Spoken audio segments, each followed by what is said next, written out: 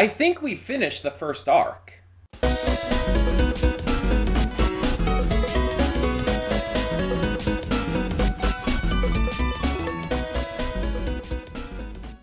Before we get to today's video, I want to take a moment to talk about Patreon.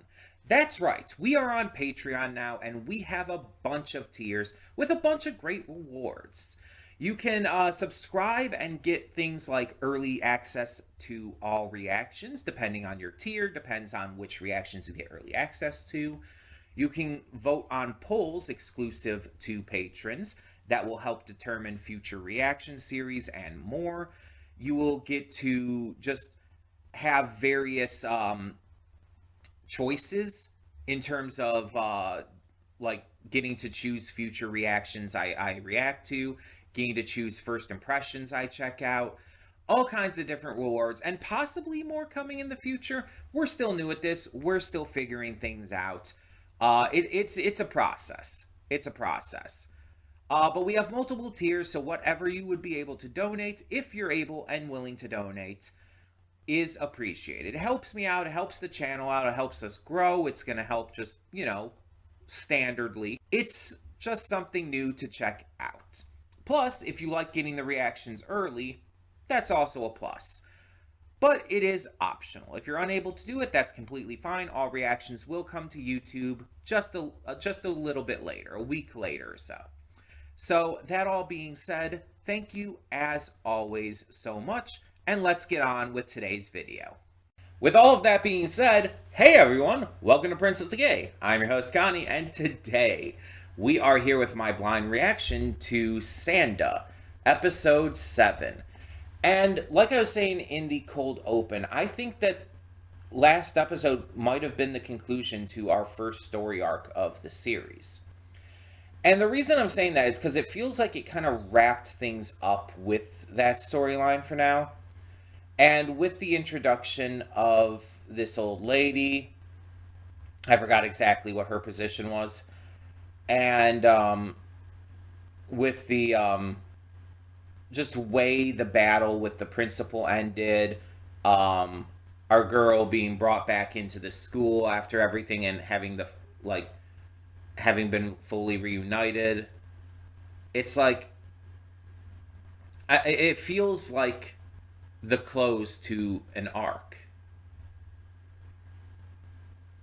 All the stuff we've been working towards so far has kind of been mostly concluded, but I would say more like wrapped up for now. And so now we move on to the next things. I mean, obviously the principal's not done. He's not going to stop being the main villain.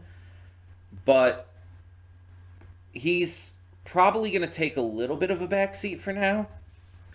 And who knows about the one guy. I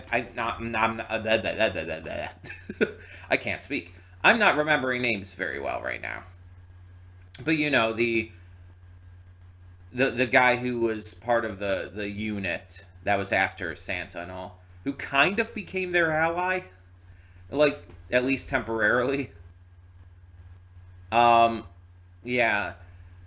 I don't think we're done with them, obviously. That's going to continue to come into play.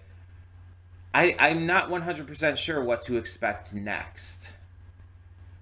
I'm very much enjoying this, though. I'm enjoying how, incredibly gay it is. I mean, I always enjoy that, to be fair.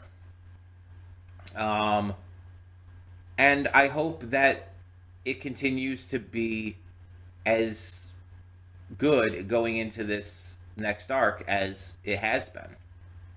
So, I would say, let's just get into this, see what we have in store, and go from there. But before we do, I do want to remind you real quick that we have a Patreon now. I know I'm talking about this a lot lately, but that's because it's still pretty new and I want to get that word out there. The link to the Patreon is in the description below, and you can see there that every tier has some form of early access, starting with the $5 tier. With the $5 tier, you get early access to all movie reactions. The $10 tier adds in series reactions, and each tier just keeps adding in more. There will also be other special rewards for each tier, which can include voting on exclusive polls and getting to choose stuff for me to react to in the future, getting to choose first impressions for me to react to determine if it's something I want to check out like fully in the future, stuff like that. And yeah, it's just it's one of those cases where there's going to be more things added and changed and rearranged and stuff because we're still new at this. And I'm still getting the hang of figuring it all out. So there will be updates as it goes along. But it does help out any amount you can donate for. It's completely optional, of course. It's just a way to support the channel a little bit extra, basically. And like, you don't have to do it if you can't. All reactions will come to YouTube eventually, so this is just a way to get them early. But that being said, thank you so much for tuning in. Let's get to the reaction and see what we have in store. Hold up just a sec. Before you click that link down in the description below to get to today's video, I want to remind you of all the awesome content we have both on this channel and the Princess of Gaming channel. Let's check it out.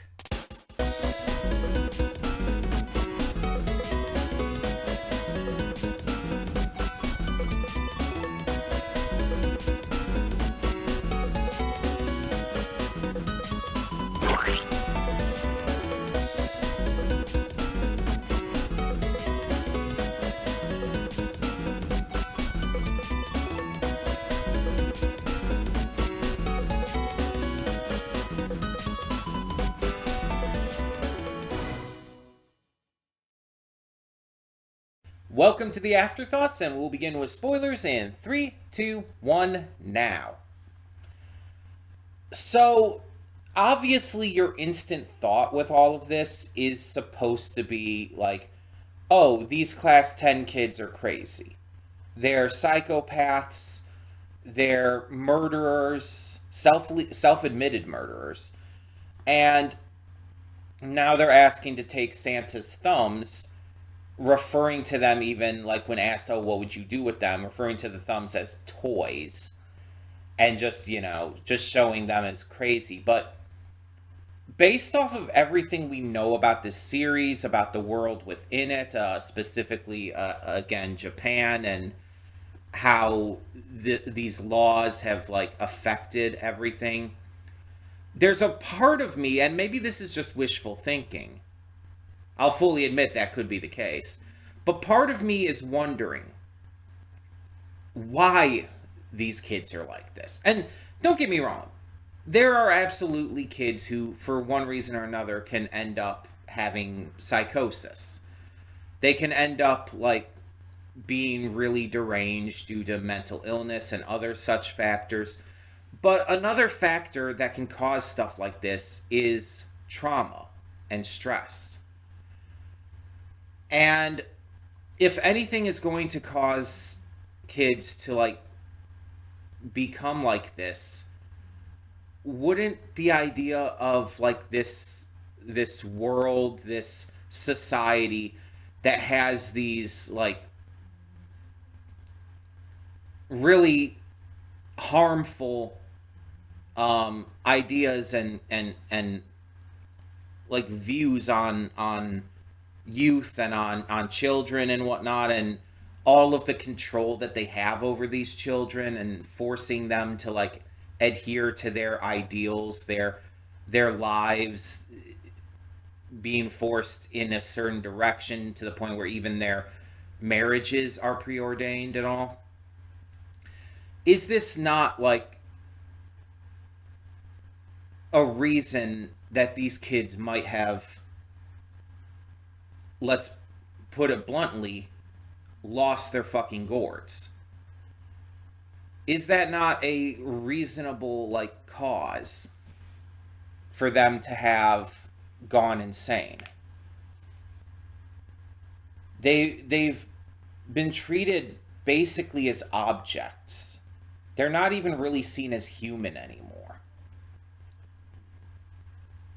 They're seen like they're only valued for the youthfulness that they bring to the country and for the futures that they can like instill for the people. They're they're basically guinea pigs for what the government views as a better future, a better um, scenario going forward. And no matter how you look at it, that's obviously incredibly fucked. Because these kids, again, aren't being treated like kids, aren't being treated like people, really. They're being seen as tools by the adults who creepily idolize them because of their youth. And on top of that, they have this almost desire to just push everything in a very specific, very restricted direction. It's gross, honestly. And if anything could drive a kid to literal insanity, that could do it. Like, imagine, what if, like, all of this pressure, all of this stress, all of this pain, let's be completely fair here, was pushed on them to the point where they just one day snapped, and out of a sense of self-preservation and self-defense, they ended up killing an adult. And after having done so, realizing what they did further broke their mind to the point where they couldn't recover from it. It drove them insane. It's really fucked up and sad. And with a series like this that has like very much shown that these kids' personalities a lot of times are a result of how this society is raising them. It's a very real possibility that this is what fucked them up. And again, maybe it's wishful thinking. Maybe I'm just like thinking like Santa would think. But it just feels like they're trying so hard to push the idea of these kids being just straight up psychopaths on us as viewers. And it feels not out of place, but manipulative. Like, it feels like that's what they want us, the writer of this, and just the people working on the series, it's what they want us to think. But the writing in this series is much more like in depth than that, and has so much more nuance to pretty much everything going down. So I don't believe it. I don't believe that they're just psycho. I think that they're psycho. They absolutely are. But I think it's because of what this society has done to them. And I do think that they can be helped. And I think that they should be helped.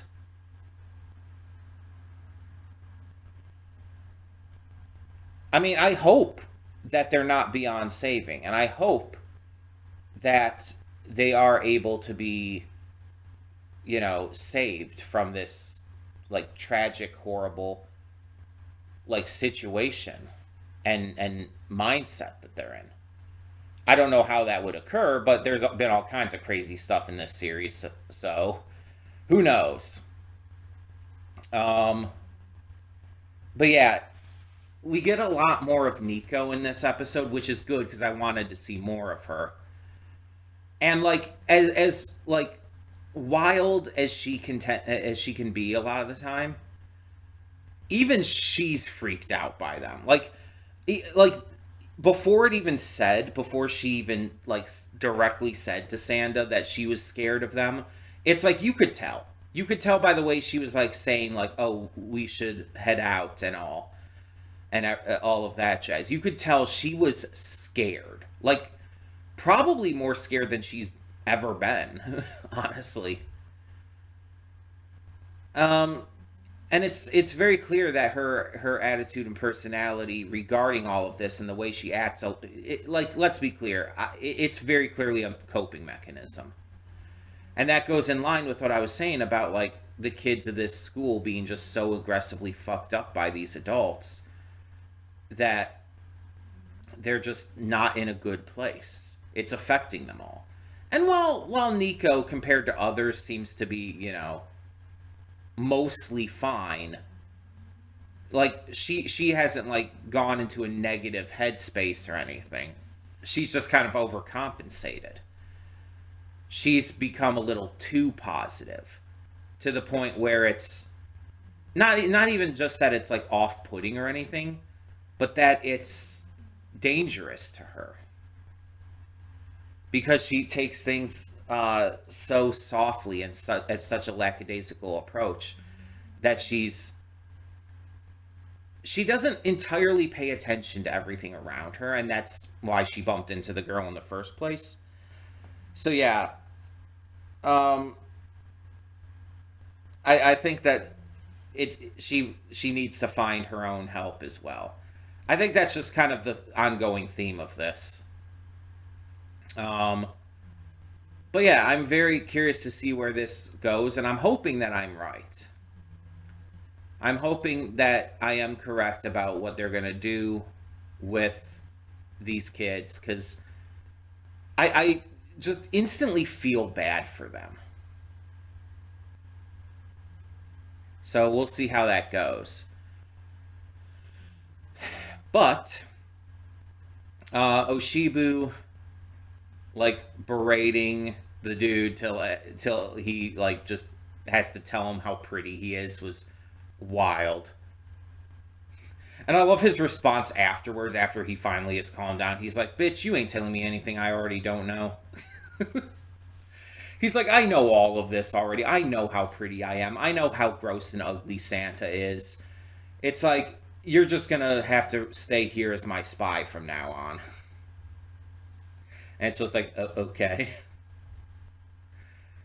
Um, yeah, I really enjoyed this. I like what they are doing here, and I hope that I'm right because not just because I want to I want to see the best in these kids and everything, and want to see them like want to see it all work out for the better in the end. But I feel like it just works with the themes and messages of this series. And we know that this author is like big into that kind of stuff. So I just feel like it would work best to do it that way. But maybe that's just me. All of that being said, thank you so much for tuning in. If you have any thoughts or anything I didn't mention that you want to bring up, please feel free. For now, I'm Connie and I'm signing off. See y'all next time.